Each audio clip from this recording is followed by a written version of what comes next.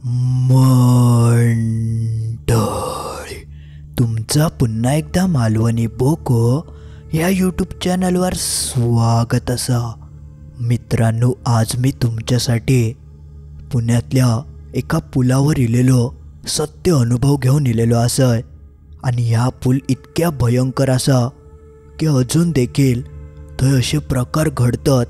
आणि ह्या पुलाचं नाव तुमच्यापैकी बऱ्याच जणांनी ऐकलं असालच, कारण बातम्यांमध्ये सुद्धा ह्या पुलाची चर्चा केली जाता.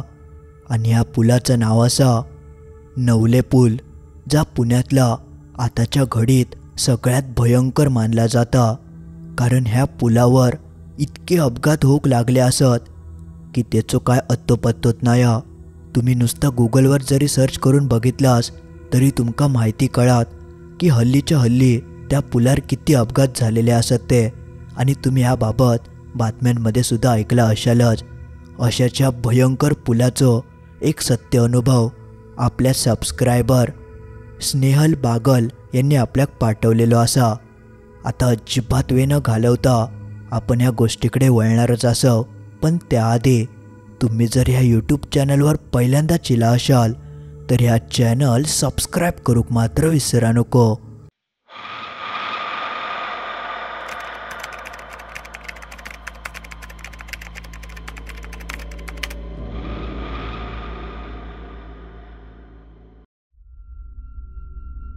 नमस्कार, माझं नाव स्नेहल. आज मी तुमका माझ्या मम्मी पप्पांसोबत घडलेलो सत्य अनुभव सांगणार असं. मी माझ्या कुटुंबासोबत पुण्यात राहायचं आहे. तर एक दिवशी झाला असा, माझ्या पप्पांच्या मित्रांनी मटण पार्टी ठेवलेली होती. त्या दिवशी माझे पप्पा आणि त्यांचे सगळे मित्र एकत्र भेटणार होते आणि मटण पार्टी करणार होते असं काहीसा त्यांनी ठरवलेला होता. म्हणून मग पप्पा माझ्या मम्मीक म्हणाले की आज मी माझ्या मित्रांसोबत बाहेर जाणार असं आणि माका रात्री येऊक जरा उशीर होत, त्यामुळे जेवण वगैरे माका नको बनव, मी बाहेरनंच खाऊन येईन असं काहीसा पप्पा मम्मीक बोलले. पण त्या दिवशी नेमकी अमावास्या होती आणि ह्या मम्मीक माहिती होता.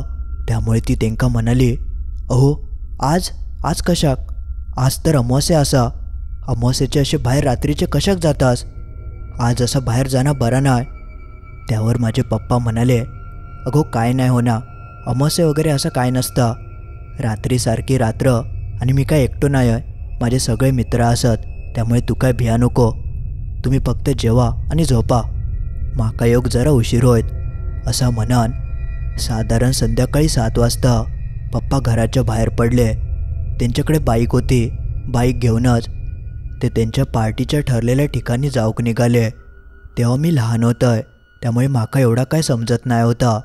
मम्मीन रात्रीचं थोडा जेवण केल्यान आणि मग रात्री 8-8:30च्या दरम्यान मी आणि मम्मी त्या जेवण जेवलो आणि मग झोपलो. त्या दिवशी माझ्या पप्पांका खूपच उशीर झालो. साधारण 2-2:15च्या दरम्यान पप्पा घराकडे इले.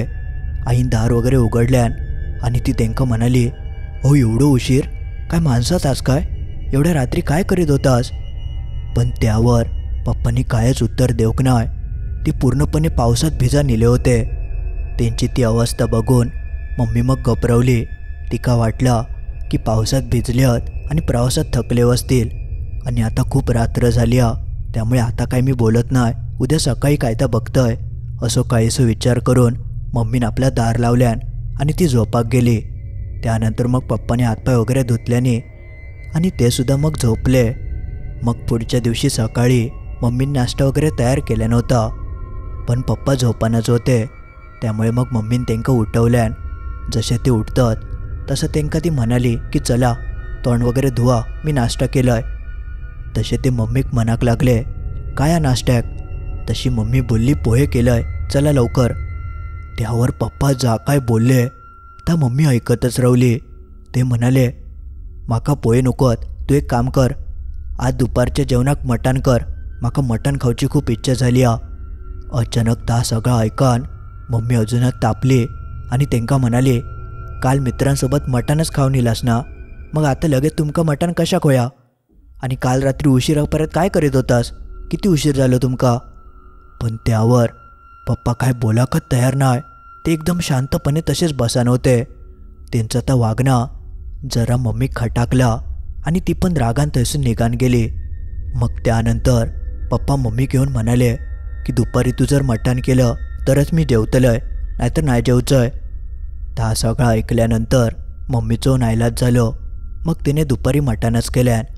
पण जेव्हा आम्ही सगळेजण दुपारी जेवूक बसलो तेव्हा पप्पांनी जा काय कृत्य केल्याने ता बघून आम्ही दोघवले चक्रावूनच गेलो. पप्पांका मरणाची भूक लागली होती. आम्ही एक चमचं मटण घेतलं. पण त्यानंतर पप्पांनी जा मटण खाऊ घेतल्याने ता खाता खाता त्यांनी संपूर्ण मटणाचा पतीलाच्या पतीला संपवून टाकल्याने ता पण अवघ्या काही क्षणात त्यांचं तर असं खाणं बघून मम्मी आणि मी त्यांच्याकडे बघतच राहिलो. एवढा पप्पांनी आधी कधीच खाऊक नाही होता. त्यांका अचानक या असं काय झालं त्याच मम्मीक समजत नाही होता. दुपारच्या जेवणाकच संपूर्ण त्यांनी मटण संपवून टाकल्याने त्यामुळे रात्री काय उराक नाही. पण दुपारी जेवल्यानंतर पप्पा काय रात्री जेवक नाही, त्यामुळे मग आम्ही थोडा थोडा काहीतरी दुसरा करून खाल्लं. पण त्यानंतर पप्पा रोज सकाळी माझ्या मम्मीक सांगाक लागले की माका आजव मटण होया, मटण केलं तरच मी जेवतलंय. हा सगळा पप्पांचं वागणं बघून मम्मी घाबरली. काहीतरी गडबडा या तिका कळान चुकला. कारण रोज रोज मटण यांका कशाक लागतं असं आधी तर कधी खाऊक नाही होता. त्यानंतर 2-3 दिवस मम्मीन रोज मटण करूक घेतल्यान आणि ते तसाच नेहमीसारखा दुपारच्याच वेळेक सगळा मटण संपवून टाकायचे. आता एकाच दुसऱ्या वेळेक माणसं असा खाल्यान तर ठीक हा, पण रोज रोज असं इतक्या मटण खाणं या काय बरोबर नाही होता. मम्मी घाबरली आणि तिने आपल्या आईक फोन लावल्यान आणि हे सगळं प्रकार तिच्या कानावर घातल्यान. तेव्हा मम्मीची आई गावाकडे राहायची आणि या सगळं ऐकल्यानंतर तिकाव जरा शंका येली. कारण असं माणूस अचानक बदलाक शकत नाही आणि एवढी भूक साधारण माणसाक नसता. म्हणून ती माझ्या मम्मीक म्हणाली की तू एक काम कर, तू गावाकडे निघान ये, हय एक चांगली बाई असा तिका आपण विचारून बघूया, ती काहीतरी नक्की याच्यासून उपाय काढीत. म्हणून मग एक दिवशी मम्मी माका घेऊन आईच्या गावाकडे गेली आणि थंय गेल्यानंतर आजीन आमका एका बाईकडे नेल्यान. ती जी त्यांच्या गावातली बाई होती तिच्यावर देवीचा वारा यायचा आणि ती वाऱ्यासूत्रात काय नेमको प्रकार हा ती सांगायची. तशी आजी, मम्मी आणि मी त्या बाईकडे गेलो. ठरलेल्या वाराकच ती बाई बसायची आणि आजी एकता सगळा माहिती होता. म्हणून त्याच दिवशी आम्ही त्या बाईक भेटाक गेलो. बघता बघता त्या बाईच्या अंगात वारा येला आणि देवी तिच्या अंगात संचारली. तेव्हा आजीन हे सगळं प्रकार तिच्या कानी घातल्यान. त्यावर पुढच्या 5 मिनिटात त्या देवीन आमका जा काय सांगितल्यान ता सगळं ऐकान आई आणि आजी चांगलीच हादरून गेली. ती म्हणाली की तुझ्या नवऱ्याच्या मागे अख्ख्या एका कुटुंबाचे आत्मे असत. गेल्या अमावास्येच्या दिवशी तुझं नवरो मटण खाऊन एका पुलावरसून येत होतो आणि त्याच पुलावर त्याने आपली गाडी थांबवल्यान त्याचे कपडे पूर्ण भिजले होते आणि चिखलान माखले होते. म्हणून त्यांनी ते कपडे काढून थंय सुकवल्यान आणि त्यानंतर तो थंयसून पुढे इलो. पण गाडीवरसून उतरान त्यांनी खूप मोठी चूक केल्यान. त्याच पुलावर त्या कुटुंबाचं अपघात झालं होतं आणि त्या कुटुंब रात्री मटण खाऊसाठीच एका हॉटेलात जाऊक निघाला होता. पण त्याच आधी त्या पुलावर त्यांचं भीषण अपघात झालं आणि त्यातच त्या संपूर्ण कुटुंब जागीच ठार झाला. आणि त्या आता संपूर्ण कुटुंबाचे आत्मे तुझ्या नवऱ्याच्या पाठी लागले आहेत. कारण तो सुद्धा त्यावेळेक मटण खाऊनच थंय पोचलो होतो. त्या कुटुंबात एकूण 4 जण असत, नवरा, बायको आणि 2 लहान मुला. ते सगळेच्या सगळे तुझ्या नवऱ्याच्या पाठी लागले आहेत. त्यांनी तुझ्या नवऱ्याक झपाटल्याने त्या वारे सूत्रात ती बाई जा काय बोलली ता ऐकान माझ्या मम्मीच्या आणि आजीच्या पायाखालची जमीनच सरकली. इतकं ह्यो सगळं भयंकर प्रकार असतात हेचो त्यांनी विचारसुद्धा करूक नाही होतं. मग त्यानंतर लगेचच मम्मीन आजीक सांगितल्यान की ह्याच्यावर उपाय काय तो विचार. तसं आजीन देवीक उपाय विचारल्यान. तशी ती देवी म्हणाली, एक काम कर, मी तुका एक मंत्र देतय, तो तू मंत्र तुझ्या नवऱ्याक मनाक सांग आणि एक लिंबू असा ता मी तुका देतय. ता लिंबू तुमच्या देवघरात नेऊन ठेव आणि पुढच्या अमावास्येक तुझो नवरो ज्या पुलावर गेलो होतो त्याच पुलावर तेका परत जाऊक सांग आणि जाताना त्याच्याकडे तू भाकरी आणि मटण तयार करून दे आणि ता सगळा तुझ्या नवऱ्याच्या हातान त्या पुलावर तेका ठेवूक सांग. आणि हा एक गोष्ट लक्षात ठेव, ह्या सगळा करत असताना त्याच्या खिशात ह्या जर मी तुका देवाकडे ठेवूक लिंबू दिलेला असय ता ठेवूक विसरा नको. जोपर्यंत त्याच्याकडे ह्या लिंबू असा तोपर्यंत तेका काही एक नुकसान होऊचं नाही. आणि अजून एक गोष्ट, जेव्हा तो ह्या सगळा पुलावर ठेवूक जातलो तेव्हा तेका थंय काय काय अनुभव येऊक शकतात. जसा की कोणतरी आपल्या ओळखीचो माणूस तेका मागसून हाक मारूक शकता. पण असा कायव झाला तरी तेका चुकान सुद्धा मागे वळाक सांगा नको. या सगळा ठेवून सरळ घराकडे येऊक सांग. बाकी काय तर मी बघतोय. असा काहीसा त्या देवीन वारेसूत्रात सांगितल्यान. आणि या सगळं ऐकल्यानंतर मम्मीन त्या देवीच्या पाया वगैरे पडल्यान, आशीर्वाद घेतल्यान. आणि त्यानंतर ती परत माका पुण्याक घेऊन येली. आणि त्यानंतर मम्मीन सगळ्यात आधी त्या देवीन दिलेला लिंबू देवघरात ठेवल्यान. आणि पप्पांका जो मंत्र त्या देवीन दिलेलो होतो तो मंत्र म्हणाक सांगितल्यान. पप्पा पहिल्यांदा नायच म्हणत होते, पण लिंबू त्या देवघरात ठेवल्यापासून पप्पा सगळं ऐकाक लागले, मंत्र वगैरे म्हणूक लागले. आणि बघता बघता 1-2 दिवसात त्याचो फरकसुद्धा पडाक लागलो. आधी ते सारखे मटण मागायचे, पण तेव्हापासून त्यांनी मटण मागूचा बंद केल्याने आणि त्यांचा तो बदल बघितल्यानंतर मम्मीन त्यांका सगळं प्रकार सांगितल्यान. म्हणजे त्या रात्री पुलावर तुम्ही गेलेलास आणि थंय तुम्ही थांबलास, शर्ट वगैरे सुकवलास आणि नंतर इलास, पण येताना तुमच्यासोबत अख्ख्या कुटुंबाच्या आत्म्यांका तुम्ही घेऊन इलास. जेव्हा पप्पांनी या सगळा मम्मीच्या तोंडून ऐकल्याने तेव्हा ते तर चांगलेच हादरान गेले, कारण त्यांनी या सगळा केल्याने होता ता कोणाकच माहिती नाही होता. मग मम्मी कसा या सगळा समाजला ता सगळा बघूनच त्यांका कळान चुकला की खरोखरच माझ्या पाठी हे सगळे आत्मे लागलेले असत. ते तेव्हा त्या नवलेच पुलाकडे होते पप्पांनी सगळा सांगितल्याने. मग त्यानंतर ते रोज संध्याकाळचे मंत्र म्हणाक लागले. लिंबू अजून देवघरातच होता आणि आम्ही सगळेजण पुढच्या अमावस्येची वाट बघत होतो. पण या सगळा मंत्र आणि लिंबू असल्यामुळे पुढे पप्पांका तसो काय त्रास होऊक नाही. ते आधीसारखे एकदम शांत होते. आणि मग बघता बघता अखेरीस तो अमावस्येचो दिवस इलो. मम्मीन त्या देवीन सांगितल्याप्रमाणे भाकरी आणि मटण केल्यान आणि ता सगळा बांधून संध्याकाळी माझ्या पप्पांच्या हातात दिल्यान. आणि जाताना त्या देवीन जा काय सांगितलेला होता ता सगळा त्यांका नीट समजवल्यान की कायव झाला तर या मटण आणि भाकरी ठेवल्यावर मागे वळून बघू नको. अशी काहीशी समज देऊन तिने माझ्या पप्पांका पाठवल्यान. पण नेमकी ती पप्पांकडे लिंबू देऊकच विसरली होती. पण देवीचं चमत्कार म्हणावं की काय या काय माहिती नाही, पण जसे ते थैसून बाहेर पडणारच होते तेवढ्यात अचानक आमच्या देवघरासून आवाज इलो. तो घंटी पडण्याचा आवाज होतो. तशी मम्मी आपली बघूक गेली तर एक हुंदीर देवघरात इलेलो आणि त्याने त्या देवघरातल्या लिंबू आणि घंटी खाली घसरल्यान. पण जेव्हा मम्मीचं लक्ष त्या लिंबूवर गेलो तेव्हा तिका पटकन आठवला की अरे देवीन तर ह्या त्यांच्यासोबत नेऊक सांगितलेला होता. तसं तिने तो लिंबू उचलल्यान आणि ती पळत पळत माझ्या पप्पांच्या दिशेने धावत गेली. ते थैसून निघणारच होते तेवढ्यात तिने पटकन तो लिंबू त्यांच्या खिशात ठेवूक सांगितल्यान. तसं पप्पांनी तो लिंबू आपल्या खिशात ठेवल्याने आणि ते त्या पुलाच्या दिशेने जाऊक निघाले. आणि काही वेळातच ते त्या पुलावर देखील जाऊन पोचले. थंय गेल्यानंतर त्यांनी जसं आईन सांगितलेल्यान तसं सगळा कायता काढून त्या पुलावर ठेवल्याने आणि त्या सगळा ठेवून झाल्यानंतर ते थैसून मागे फिरले.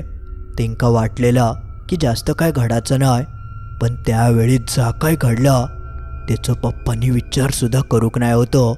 सगळ्यात आधी जशी त्यांनी ती भाकरी आणि मटण थंय ठेवल्याने तेव्हापासूनच त्यांचे पाय एकदम जड वाटाक लागले. म्हणजे त्यांका पाय उचलून पुढे टाकवतच नाही होतो, इतकं एक पाय जड झालेलो.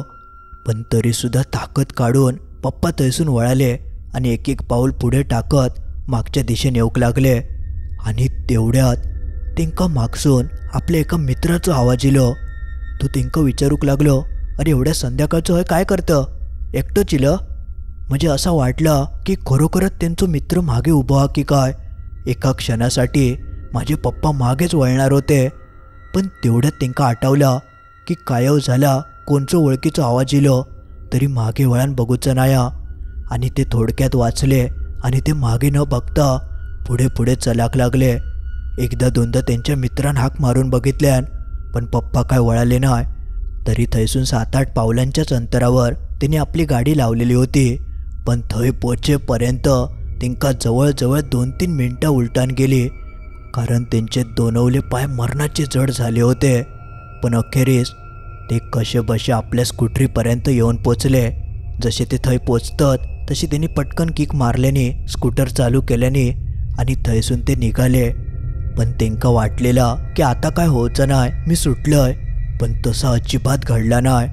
जेव्हा ते घराकडे येत होते तेव्हा अक्षरशः त्यांका असं वाटत होता की ते एकटे येत नाहीत. त्यांच्या स्कूटरच्या मागे अजूनही कोणतरी बसला, कोण खांद्यावर बसला, कारण त्यांका एकदम जड जड वाटक लागला होता. म्हणजे त्यांका गाडी चालवूकसुद्धा सुधरत नाही होता. म्हणजे आता काहीतरी मी गाडी थांबवतोय असाच काहीसा त्यांका वाटक लागलेला. पण आईन सांगितलेल्यान की कायो झाला तरी मध्ये काही थांबा नको, सरळ घराकडे येवा. म्हणून त्यांनी त्याच अवस्थेत गाडी चालवल्याने आणि देवीन जो मंत्र दिलेलं होतं तो मंत्र जप करत करतच ते कसे बसे करून घराकडे येऊन पोचले. आणि जसे ते घरात पाऊल ठेवतात तसा त्यांका एकदम हलक्या हलक्या वाटाक लागला.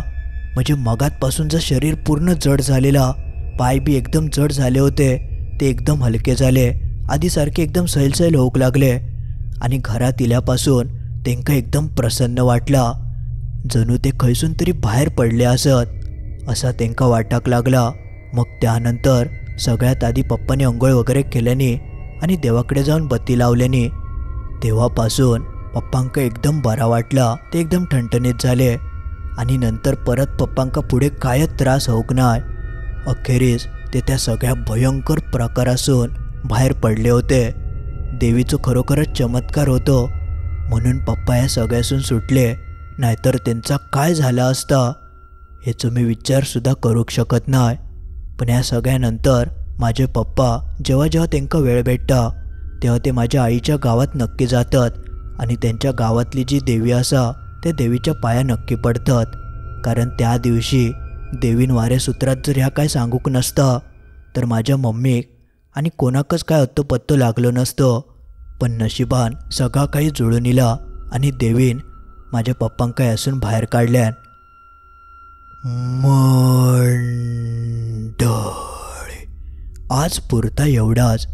तर मित्रांनो, असं काहीसं होतं आपल्या सबस्क्रायबरांनी पाठवलेलं त्यांचं एक सत्य अनुभव.